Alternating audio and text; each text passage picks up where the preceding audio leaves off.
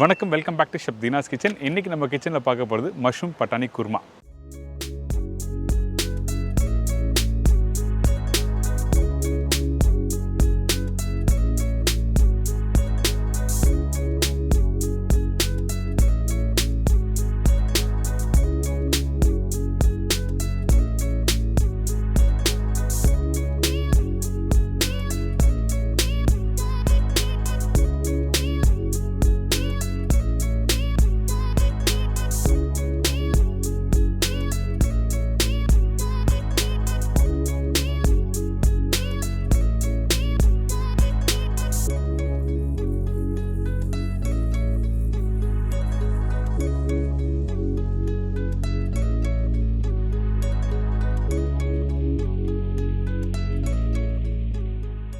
இந்த மஷ்ரூமை வச்சு ஒரு சூப்பரான ஸ்டைலில் எப்படி குருமா பண்ணுறது பார்க்க போகிறோம். ஆக்சுவலாக நார்மலாக பண்ணுற குருமாவுக்கும் இந்த குருமாவுக்கு நிறைய வித்தியாசம் இருக்குது. என்ன கேட்டிங்கன்னா, நார்மலாக நீங்கள் வெஜிடபிள்ஸ் குருமா பண்ணும்போது வெங்காயம் தக்காளி லைட்டாக வதக்கிட்டு நல்லா பாயில் பண்ணி தேங்காய் பேஸ்ட்டை அரைச்சி ஊற்றி நீங்கள் கம்ப்ளீட் பண்ணியிருப்போம். நானும் நிறைய வாட்டி சொல்லியிருக்கேன். ஆனால் இந்த ப்ரிப்பரேஷனில் வெங்காயம் தக்காளி அதுக்கப்புறம் மசாலா போட்டு நல்லா தொக்கு மாதிரி வதக்கிட்டு அதுக்கப்புறம் மஷ்ரூம் போடுவோம். ஏன் கேட்டிங்கன்னா, இந்த மஷ்ரூமில் வந்து அந்த காரத்தன்மை வேணும். நம்ம நார்மலாக வந்து ஒரு நான்வெஜ் சாப்பிட்ணும் அப்படின்னு நினச்சிங்கன்னா மஷ்ரூம் தான் எல்லோரும் விரும்பி சாப்பிடுவாங்க. அதேமாதிரி சோயா சாப்பிடுவாங்க. சோயாக்கும் இந்த மெத்தடில் நீங்கள் ட்ரை பண்ணி பார்க்கலாம், ரொம்ப நல்லாயிருக்கும். ஸோ அதனால் நம்ம என்ன பண்ணுறோன்னா, இந்த வெங்காயம் தக்காளி நல்லா வதக்கிட்டு அந்த மசாலா தொக்கு மாதிரி வந்த பிறகு தான் அரைச்சி வச்சுருக்க இந்த தேங்காய் பேஸ்ட்டு முந்திரி பேஸ்ட்டு இதில் போட்டு ஃபினிஷ் பண்ணியிருக்கோம். இந்த ப்ரிப்பரேஷன் நீங்கள் தோசை, இட்லி, சப்பாத்தி, அதுக்கப்புறம் பரோட்டா, அதுக்கப்புறம் பர்டிகுலராக இடியாப்பம், நல்லா சாஃப்ட்டாக எந்த ஒரு ப்ரிப்பரேஷன் பண்ணிங்களோ அதை தொட்டு சாப்பிட்னா அந்தளவுக்கு சூப்பராக இருக்கும். ரைஸோட சாப்பிடலாமா கேட்டால் கண்டிப்பாக சாப்பிடலாம், ஒன்றும் தவறலாம் இல்லை. ஸோ இன்றைக்கி இந்த டிஷ் எப்படி பண்ணுறது பார்ப்போம். அதுக்குமே தேவையான பொருட்கள் எல்லாம் பார்த்தலாமா?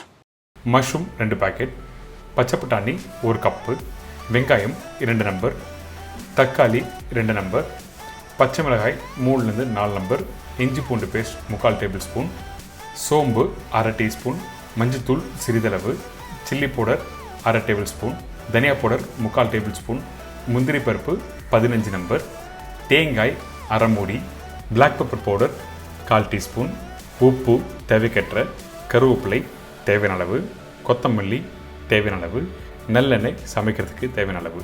இதாங்க இந்த ப்ரிப்பரேஷன் தேவையான பொருட்கள். ஃபஸ்ட்டு நம்ம என்ன பண்ணுறோன்னா, மஞ்சட்டில் சமைக்கிறதுக்கு தேவையான அளவுக்கு எண்ணெய் ஊற்றிருக்கோம். அதுக்கு பிறகு சோம்பு, முழு கரம் மசாலா, பட்டை, லவங்கம், ஏலக்காய், பிரிஞ்சி இலை இதெல்லாம் தாளிப்பாக போட்ட பிறகு வெங்காயம் போட்டிருக்கோம். வெங்காயம் நீங்கள் வதக்கிற பக்கம் என்ன கேட்டால் ஒரு 40% அளவுக்கு வதங்கினா மட்டும் போதும்.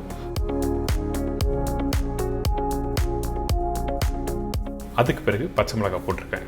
இந்த பச்சை மிளகாய் 2 நம்பர் போட்டிருக்கோம்ல, உங்களுக்கு காரம் வேணால் இன்னும் 2 பச்சை மிளகாய் போட்டுக்கலாம். அதிகமான பவுடர் மசாலா யூஸ் பண்ண வேண்டாம். அதுக்கு பிறகு கருவேப்பிலை போட்டிருக்கேன். இங்கே பார்த்தீங்களா, இந்த வெங்காயம் இந்த மாதிரி தான் வதங்கியிருக்கணும், அதாவது 40% அளவுக்கு வதங்கியிருக்கணும். அதுக்கு பிறகு அரைச்சி வச்சுருக்க இஞ்சி பூண்டு பேஸ்ட்டு போடுறோம். இஞ்சி பூண்டு பேஸ்ட்டு போட்ட பிறகு நல்லா வதக்கிடுங்க. இதுக்கப்புறம் பொடிசை கட் பண்ணி வச்சுருக்க தக்காளி, வெங்காயம் தக்காளியும் ஒரே அளவாக யூஸ் பண்ணியிருக்கோம். இந்த ப்ரிப்பரேஷனுக்கு நான் சொன்ன மாதிரி அந்த மசாலா நல்லா வதங்கி வரணும். அதுக்கு பிறகு தான் அடுத்த ஸ்டேஜ் போகணும். உப்பு தேவையான அளவுக்கு, மஞ்சத்தூள் கொஞ்சமாக, அதுக்கப்புறம் சில்லி பவுடர், தனியா பவுடர் இதெல்லாம் போட்ட பிறகு நல்லா வதக்குங்க. இந்த வெங்காயம் தக்காளி நல்லா மேஷ் ஆகணும்.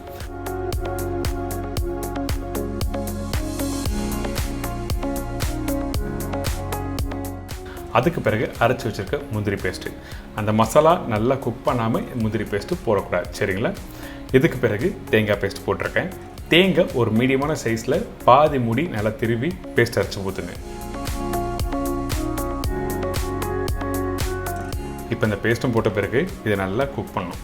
ஃபஸ்ட் நம்ம எடுத்த உடனே தண்ணி ஊற்ற வேண்டாம். ஃபஸ்ட்டு இந்த மசாலாவோட நல்லா குக் பண்ண ஆரம்பிங்க. குக் பண்ணி வர டைமில் தேவையான அளவுக்கு தண்ணி ஊற்றுறோம். அதிகமான தண்ணி வேண்டாம். அதாவது அந்த தேங்காய் முந்திரி பருப்பு பச்சை வாசனை போகிற அளவுக்கு நல்லா குக் பண்ணுறதுக்கு தண்ணி ஊற்றிருக்கோம்.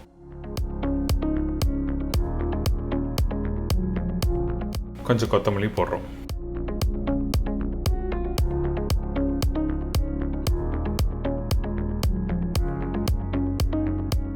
இப்போ இந்த கிரேவியில் எல்லாமே போட்டாச்சு.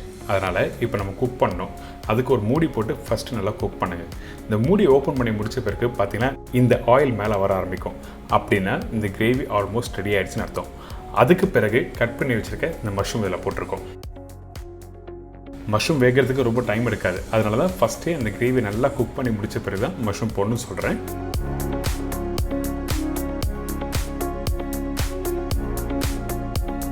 இதுக்கு பிறகு வேக வச்ச பச்சை பட்டாணி. இந்த இடத்துல ட்ரை கிரீன் பீஸ் இருந்தாலும் நீங்கள் யூஸ் பண்ணிக்கலாம். அதாவது பாயில் பண்ணி இதில் யூஸ் பண்ணணும்னு சொல்கிறேன். இப்போ நம்ம என்ன பண்ணுறோம், இந்த கிரேவியோட இந்த மஷ்ரூம் நல்லா குக் பண்ணுங்கள். குக் பண்ணி ரெடி ஆகிறதுக்கு குறைஞ்சபட்சம் ஒரு 5லேருந்து 10 நிமிஷம் ஆகும். அதுக்கு பிறகு ஃபைனலாக கொத்தமல்லி போட்டிருக்கேன். நார்மலாக பார்த்தீங்கன்னா குருமாவில் வந்து மிளகுத்தூள் போட மாட்டாங்க. ஆனால் இந்த ப்ரிப்பரேஷன் கொஞ்சமாக மிளகுத்தூள் போடுங்க. அதுக்கு பிறகு நல்லெண்ணெய் கொஞ்சம் லைட்டாக மிக்ஸ் பண்ணிவிட்டு அதுக்கப்புறம் எடுத்து சர்வ் பண்ணி பாருங்களேன். அந்தளவுக்கு சூப்பராக இருக்கும் இந்த மஷ்ரூம் பட்டாணி குருமா.